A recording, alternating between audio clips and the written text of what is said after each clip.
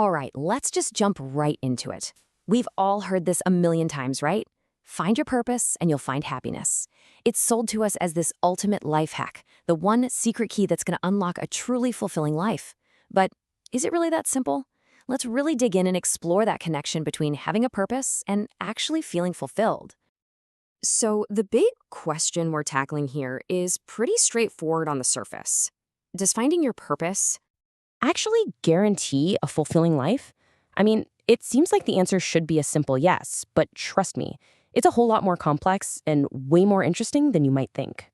Now, let's be clear. The case for yes is incredibly strong. I mean, there is a mountain of psychological research and expert opinions out there that all point to purpose being a fundamental piece of the fulfillment puzzle. So, what makes purpose such a powerhouse? Well, it basically gives you a framework for your life. First off, it gives you a why, a sense of meaning and direction, which is the perfect antidote to feeling lost. It also fuels your motivation. It pushes you to act and to grow.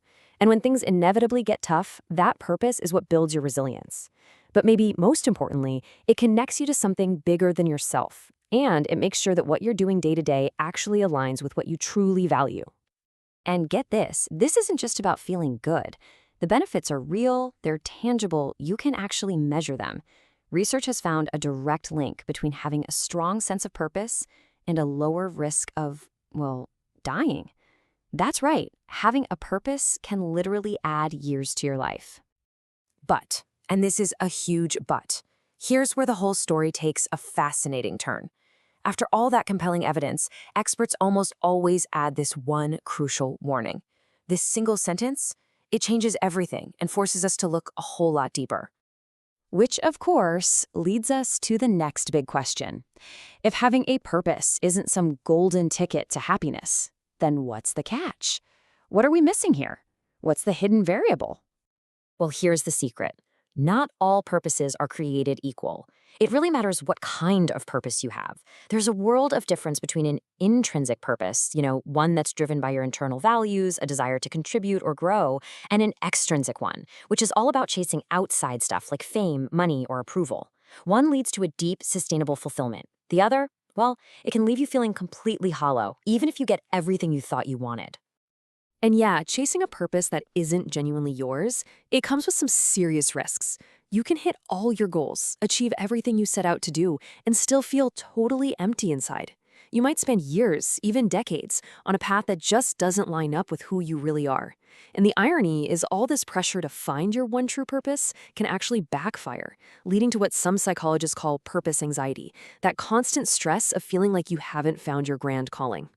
Now, this whole challenge of finding an authentic purpose, it's not exactly new.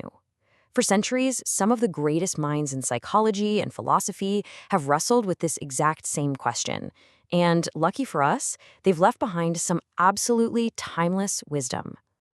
I mean, just look at this lineup. You've got Viktor Frankl, who believed the search for meaning is one of our most basic human drives. You've got Abraham Maslow, who put purpose right at the top of his famous hierarchy of needs, calling it essential for self-actualization. Carl Rogers hammered home that true fulfillment only comes from an authentic purpose. And even today, thinkers like Daniel Pink identify it as a core intrinsic motivator. See the pattern? They're all saying the same thing. The right kind of purpose is absolutely vital. And this idea goes way beyond just Western thought. Let's take a look at the Japanese concept of ikigai. It roughly translates to your reason for being. And it's not just about your job. It's about the source of value that gives your entire life meaning. It's the very reason you get out of bed in the morning. And just like we saw before, having a sense of ikigai has incredible health benefits.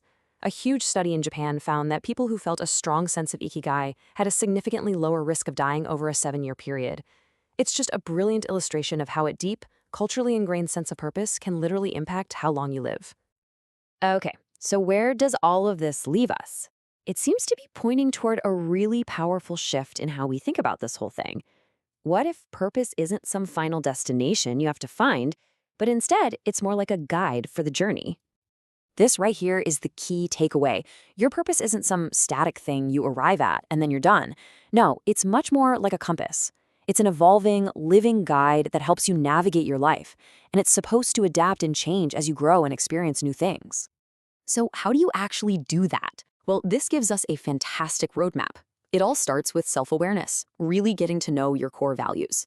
Then you work on aligning your day-to-day actions with those values. You also have to embrace challenges and see them as part of the growth process. And maybe most importantly, you have to give yourself permission to adapt and recalibrate that purpose compass as you change over time. It's not set in stone. And finally, it is so important to remember this. While purpose is a massive piece of the pie, it isn't the whole pie. A truly fulfilling life really rests on several pillars.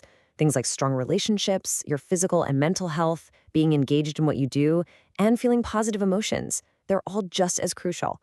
Think of purpose as the cornerstone, but it needs the rest of that structure to really stand strong.